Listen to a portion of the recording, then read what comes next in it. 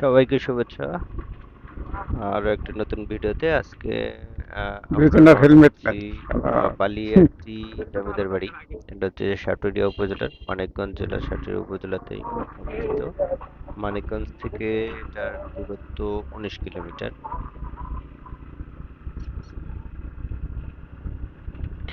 মানিকগঞ্জ থেকে গোলারা হয়ে যদি যান তাহলে এর খুব কাছেই আর এবং রাস্তা খুব ভালো। দেখতেই পাচ্ছেন, খুব শুনশান রাস্তা, যে রাস্তা দিয়ে আমি যাচ্ছি এখন। আপনারা যারা ঢাকা থেকে আসবেন বা অন্যান্য অঞ্চল থেকে মানিকগঞ্জ এসে সেখান থেকেই সহজেই যেতে পারবেন, অথবা ঢাকা থেকে আসলে আপনারা এসবি লিংকে আসতে পারেন। এসবি লিংকে এসে সাটুরিয়াতে নেমে এখান থেকে অটো রিক্সাতে চলে যেতে পারবেন। অটো রিক্সা, রিক্সা বা হচ্ছে যে সিএনজি চালিত যে রিক্সাগুলো। এখন আছি আমরা বালিয়াটি জমিদার বাড়ির সামনেই। আর দেখছেন চারিদিকে বিশাল সুউচ্চ প্রাচীর, প্রাচীর দিয়ে ঘেরা, এবং ফ্রন্টেই গেটেই দুইটা দেখবেন সিংহ আছে, যেটা হচ্ছে যে সিংহের যেটা মূর্তি আছে গেটের উপরে। এটা হচ্ছে সামনের সাইডের, মানে ফটোকে দেখবেন চারটা পরপর পাশাপাশি চারটা আহ, সুউচ্চ মানে বাড়ি আর কি। তো এটাই হচ্ছে ওদের ব্যবসায়িক হিসেবে পরিচালিত হতো, ব্যবসার কার্যক্রম এখানে পরিচালিত করতো মূলত। বালিয়াটি জমিদার বাড়ি 19 শতকের স্থাপত্য কৌশলের একটি অন্যতম নিদর্শন। প্রায় 200 বছরের পুরনো জমিদার বাড়িটি ইতিহাসের ঐতিহ্যের সাক্ষী হয়ে দাঁড়িয়ে আছে। এই বাড়িটি থেকে তৎকালীন সময়ের মানুষ জীবন জীবিকা, চালচলন, আনন্দ বিনোদন আর শৌখিনতার পরিচয় পাওয়া যায়। বালিয়াটি জমিদার বাড়িটি প্রায় 5 একর জমির উপর স্থাপিত। জমিদার বাড়ির পুরো চত্বরটি ওই যে লিচু গাছ। উঁচু প্রাচীর দিয়ে ঘেরা। এতে রয়েছে 7টি প্রাসাদসম ইমারত, কক্ষ রয়েছে মোট 200টি। 1987 সালের প্রত্নতত্ত্ব অধিদপ্তর বালিয়াটি প্রাসাদকে সংরক্ষিত প্রকৃতি হিসেবে ঘোষণা করেন এবং বাংলাদেশের প্রত্নতান্ত্রিক বিভাগ কর্তৃক সংরক্ষিত ও পরিচালিত। আহ, স্থানীয় ইতিহাস থেকে পাওয়া যায় গোবিন্দ রাম সাহা বালিয়াটি জমিদার পরিবারের গোড়াপত্তন করেন। তিনি লবণের ব্যবসায়ী ছিলেন একজন।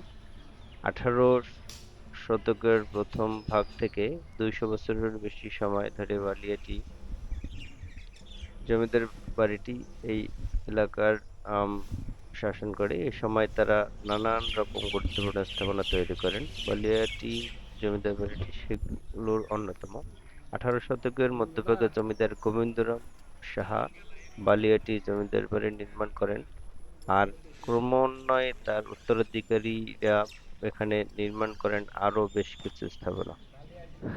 জমিদার পরিবারের বিভিন্ন উত্তরাধিকারীর মধ্যে কিশোরীলাল রায় চৌধুরী, রায় বাহাদুর হরেন্দ্র কুমার রায় চৌধুরী তৎকালীন শিক্ষা খাতে উন্নয়নের জন্য বিখ্যাত ছিলেন। ঢাকার জগন্নাথ কলেজ, বর্তমানে জগন্নাথ বিশ্ববিদ্যালয়ের প্রতিষ্ঠাতা ছিলেন কিশোরীলাল রায় চৌধুরীর পিতা, এবং তার নাম অনুসারেই উক্ত প্রতিষ্ঠানের নামকরণ করা হয়। আম, বালিয়াটি জমিদার বাড়ি নামে পরিচিত এই প্রাসাদ চত্বরটি প্রায় 16,554 বর্গ মিটার জমির উপর ছড়িয়ে থাকা 7টি বহুমুখী দালানের সমাবেশ। এই দালানগুলোর খ্রিস্টীয় মধ্য ঊনবিংশ শতক থেকে বিংশ শতকের প্রথম ভাগের বিভিন্ন সময়ে জমিদারের পরিবারের কয়েকজন সদস্যের দ্বারা নির্মিত হয়েছিল। সামনের 4টি প্রাসাদ ব্যবহৃত হয়তো ব্যবসায়িক কাজে। এই প্রাসাদের পিছনের প্রাসাদ কে বলা হয় অন্দরমহল, যেখানে বসবাস করত তারা। বালিয়াটি প্রাসাদ বাংলাদেশের 19 শতকের নির্মিত রেনেসাঁ যুগে নির্মিত স্থাপত্য কৌশলের সাহায্যে নির্মিত অন্যতম নিদর্শন। এই বিশাল প্রাসাদটি বিশ্বকোষে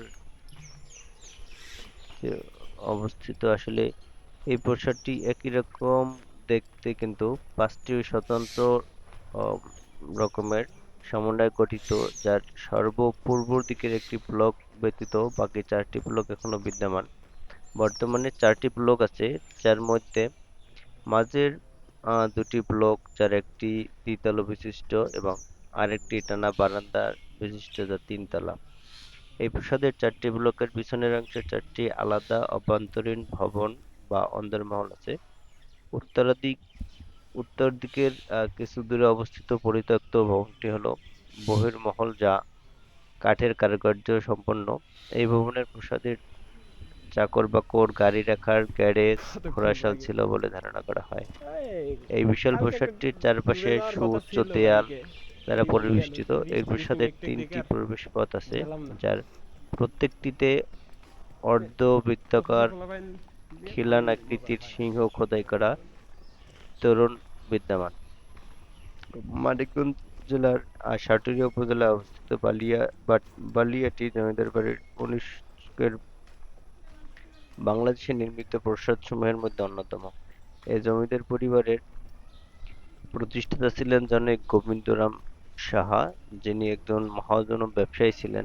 জমিদার বাড়িটিতে অনেকগুলো স্থাপনা রয়েছে, যেগুলো পাঁচটি পৃথকভাবে বিভক্ত। সর্বমোট আটটি সুবিশাল দ্বিতল স্থাপনা রয়েছে। স্থাপনাগুলো ঘিরে রয়েছে প্রাচীর। প্রাসাদটির দক্ষিণ দিকে প্রবেশদ্বার হিসেবে চারটি সিংহদুয়ার রয়েছে এবং উত্তরে বিশাল আকৃতির পুকুর রয়েছে। দক্ষিণ দিকে অর্থাৎ সম্মুখভাগের ইমারতগুলোতে পরিণতির স্তম্ভের সারি রয়েছে। এছাড়াও স্থাপনাগুলোতে দৃষ্টিনন্দন কারুকার্য লক্ষ্য করা যায়। জমিদার বাড়ির ভিতরে রং মহল নামে খ্যাত ভবনের বর্তমানে জাদুঘর স্থাপন করা হয়েছে। এরকম আসলে আমাদের এই জমিদার বাড়িটি সে আসলেই পাওয়া সম্ভব না আর কি। অনেক সুন্দর এখন এবং কেউ এত টাকা দিয়া এই যে এত খরচ করে কেউ একটা বাড়ি করবে না, এখন বাম অনেক পাশে যে শৌখিন। ভবনটি দেখছেন, এটা হচ্ছে আম, কি বলা হতো আমোদ ভবন। এখানে আমোদ ফুর্তি করতো আর কি। এইসব বিষয়ে তখনকার অন্য বাড়ির জমিদাররা নারীই না এখানে নাচ বসে গান মজা বা করছে, মানে নানান মজা ধরনের, মস্তি এখন করতো। আমরা তাকে পার্টি বলে থাকি, পার্টি করতো আর কি এই জায়গাটায়। ভবনগুলোর ধ্বংস হয়েছে এইসব কারণে। আসলেই এত সুন্দর করে তৈরি করছে, যেটা হচ্ছে যে অতুলনীয়। বাপ এরকম সৌন্দর্য তখনকার রাজাদের বা হচ্ছে যে জমিদারদের প্রচুর পুকুরে পানি আম, নেই রে। কি বলবো যে রুচি ছিল, শুকায় এত গেছে। মানে আমাদের রুচিশীল যে ছিল হচ্ছে তারা। রাজবাড়ি আছে, অবশ্য সে তাদের এই রাজবাড়ির আবার হচ্ছে দিঘিতে রুচিশীলতার মাঝে সবসময় কিছু পানি থাকে। নোংরা জিনিস ছিল তাদের। মানে বিশাল আমার পুকুর। যেটা মনে হয় যে তাদের ধ্বংসের পিছনের প্রধান কারণ ছিল মানে নারী নেশা। এটা হচ্ছে প্রচুর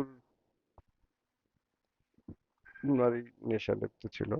নানান ধরনের দাস দাসী বা হচ্ছে যে একের অধিক বিয়ে এটা সমস্যা না। ব্যাপারটা হচ্ছে যে প্রচুর মানে দাস দাসী রাখতো এবং এদের দ্বারা নানান ধরনের আমোদ ফুর্তি করতো।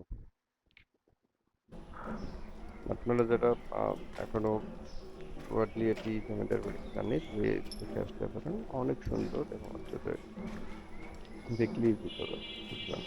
সবাইকে আহ, আবারও শুভেচ্ছা এই ভিডিওটি দেখার জন্য। ভালো থাকবেন, ভালো রাখবেন, আর এই পেজটি শেয়ার করবেন, লাইক করবেন, ফলো করবেন। ধন্যবাদ সবাই। বন্ধ থাকে না, বন্ধ থাকে।